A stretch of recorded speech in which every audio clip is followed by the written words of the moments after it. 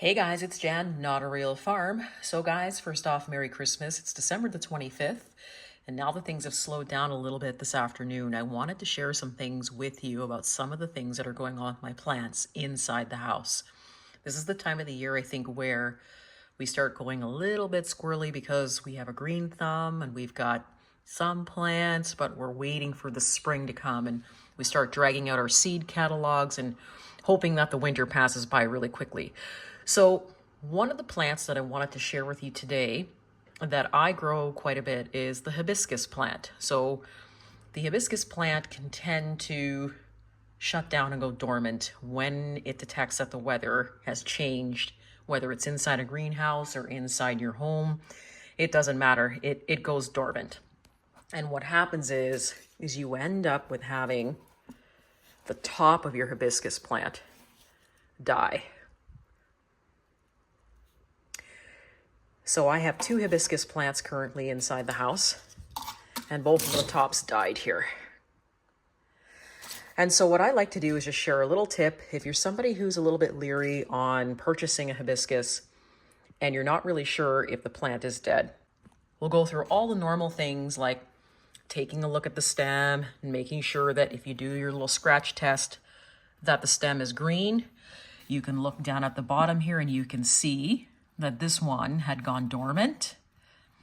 And what I've done is I took those snips on an angle and you can clearly see that that branch is dead.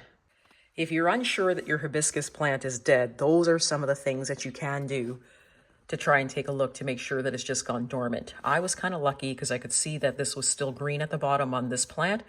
So I knew that the plant had gone dormant. However, half the plant died at the top. So one of the things you can do is if you want to have the hibiscus plant bloom in the winter inside your home, is you cut off that branch pretty much all the way from the top and maybe give yourself about a foot of branch left. And then what's going to happen if you wait probably about, I'd say I waited 2 weeks, you're going to see that the plant now will come out of dormancy. Let's see if I can get closer here. So after I took those snips of the branches off, just the dead part, you can now see that it's got new buds coming out and new leaves. And it did that for both of my hibiscus plants. Now what will happen is this hibiscus plant, because it's warm enough in the sunroom, will actually continue to grow, send out new shoots, and then by the time it's time for me to sort of move these into a different room, I'll have a whole other hibiscus plant growing and ready to bloom. Let's take a look at the other one. So if you take a look here, I've done the same thing with this hibiscus plant. So I've taken off the top, probably, like I said, about a foot and a half, because that's how tall they were. And now that I've done that, 2 weeks later, I'm beginning to get the new growth. So once again, really quickly, if you are the kind of person who likes to try and grow plants inside the home with something with a little bit more color over the winter, you can definitely grow hibiscus plants.